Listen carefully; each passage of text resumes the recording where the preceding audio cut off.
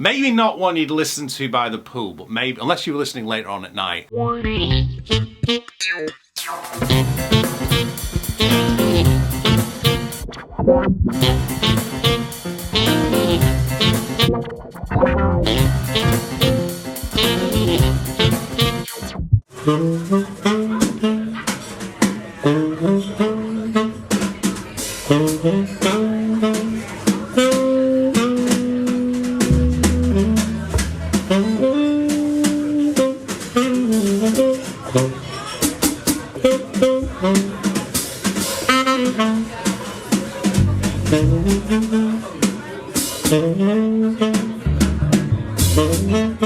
Hi there, welcome along to another vlog episode. This is going to be like a standard vlog. I have nothing really in terms of saxophones to review for you today. I hope that won't put you off. Please do make sure you hit that subscribe button if you're new here today. Now, very quickly, before I go any further, I must tell you that Make Your Sax Sing Volume 2 is now available on the sax.coach website. There are 29 pages of long tone exercises. This is a follow-up to my Make Your Sax Sing Volume 1. I'm going to do a full vlog on that later in the summer. I promise you I'm coming to the albums in a second, but if you're a sax player like me, and the chances are if you're on this channel and you're subscribed, you're probably a fellow saxophonist, head over there. Brand new book. I've sold thousands of the previous volume, and it is amazing to hear, to know from the sales of the books that so many of you are really serious about improving your tone. And part of improving your tone is, of course, listening. Another part is doing some long tone exercises. First off, I need to tell you what the 10 albums were before. You can, of course, watch the full vlog back there. It was 3 years ago. It was the height of lockdown. Gosh, how the world has changed since then. So the 10 albums I chose in no particular order that time was The Shape of Jazz to Come by Ornette Coleman, Headhunters by Herbie Hancock, a Thelonious Monk album I can't remember the title of, Time Out by Dave Brubeck, Giant Steps, Mingus Are Love Supreme by Coltrane, Louis Armstrong's Top 5, Kind of Blue, and of course my first ever jazz album, which was Blue Train by John Coltrane. So in that one, I narrowed it down, I kept it very focused. I'm going to be even more focused on this list. Your list may vary, I understand that. Please do share them below what your choices would be. But bear in mind what I've just said, these are the next 10. Now, it's important to remember, I am really being quite restrictive on this one. I am saying that it has to be saxophone players only leading the band, and it has to be post-war. And to be honest, looking at the times on this, it's kind of like basically all the 20th century as well, I'm afraid. So there are brilliant saxophone players out there, but these are my top 10 to listen to that are inspiring everybody else that comes afterwards. First up is Stan Getz with the Oscar Peterson Trio. I remember Bob Reynolds recommended this years ago, and I was on holiday in Turkey, and I put this on by the pool, and that first song came up, and I was blown away. I was like, wow, wow, wow.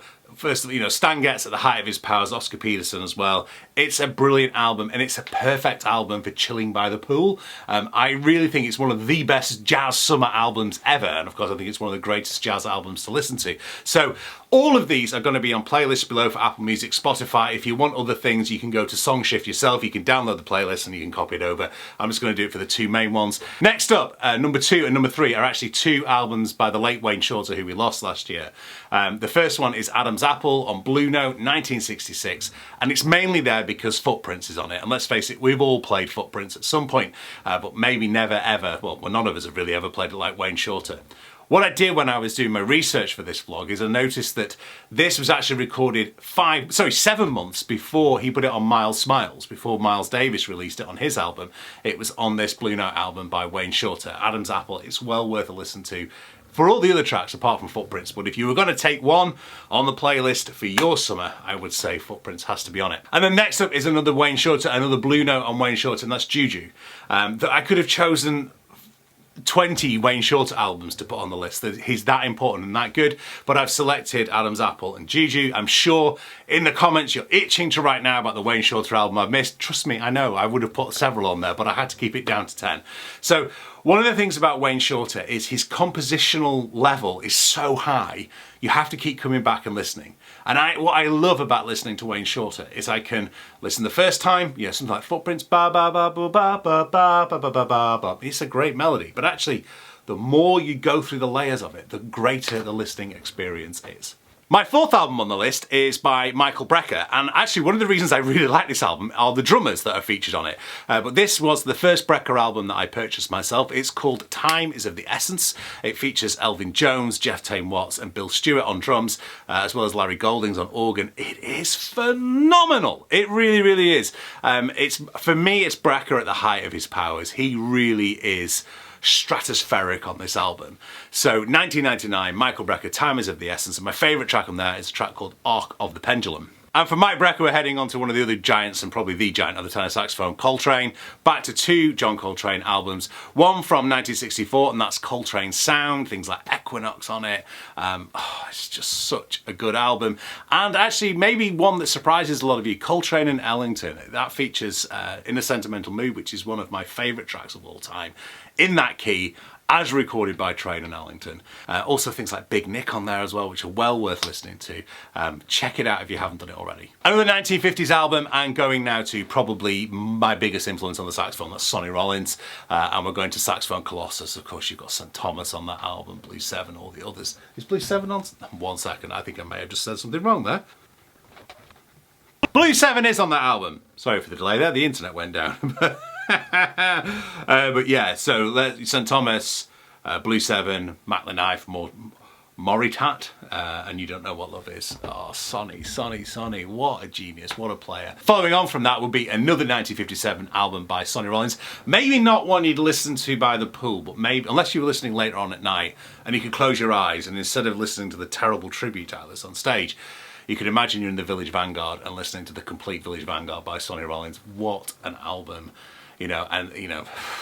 Just incredible and just so worth listening to. Number 9 is an album that gets mentioned by a lot of saxophone players that I interviewed in the Coffee with Dan series, going back a few years there. I remember Greg Fishman talking about it, Branford talking about it, and loads of other people. It's an album by Leslie Young called Back to the Land, which features the track Back to the Land. You can go to cambridgesaxophone.com and transcribe that with me on the course there. Buddy Rich on drums, and it's listed as A Guy on piano, and it's Nat King Cole. Nat King Cole's one of the great stride piano players as well. That album is well worth listening to. One of the things we have to do, the album's from 1953. You have to remember that technology has moved on so much, recording technology particularly, and sometimes to our ears it can sound wrong or just hissy and not right. Don't neglect the musicianship that takes place on these albums for the fact that the technology is a little bit more primitive. My final album choice is by Branford Marsalis, and it's called Eternal. I remember reading an interview with Branford at the time, and he was saying you can't really record a ballads album until you've gone past the age of 40, because you haven't had the life experience, the pain, the joy, the suffering. And I have to say, now 42, I can reflect on that in the last 5 years. I kind of feel ready to play a ballads album. I'm hoping to record one soon, but I don't think I'll ever surpass this one. My favourite tracks on this are 3 tracks. The first one is Ruby and the Pearl, which you can hear now. Dinner for One Please James, which we play a lot and apparently features in some weird German New Year's Eve sketch. And the final one is Branford's own track, Eternal. You've also got other tracks on there by Tame Watts called Riker's Loss, which I actually heard the premiere of that in Manchester in 2003. Jeff phoned his girlfriend at the time, and they played it down the phone line to her from Manchester on this gig they were playing. So, to go through those top 10, and let's put them in here. The first up is Stan Getz and Oscar Peterson Trio. Then Wayne Shorter with Adam's Apple. Number 3, Juju by Wayne Shorter. 4, Time is of the Essence by Michael Brecker, released in 1999. Going back to the 60s for Coltrane Sound, for my 5th choice, Coltrane and Ellington is number 6. Number 7, Saxophone Colossus by Sonny Rollins, and also, as I said, number 8, the 1957 Complete Village Vanguard by Sonny Rollins. 9, Lester Young Trio, Back to the Land, and 10, Branford Marsalis' Eternal. As I said to you, I have compressed these, I've limited them to saxophone players only, and obviously with the exception of Branford's, all of them are in the 20th century. Branford's was released in 2004. So, there you go. It's narrow, I get it, but they're my summer playlist. That's some of the music I'm going to be listening to during the summer holidays whilst I'm reading and trying to avoid the noise.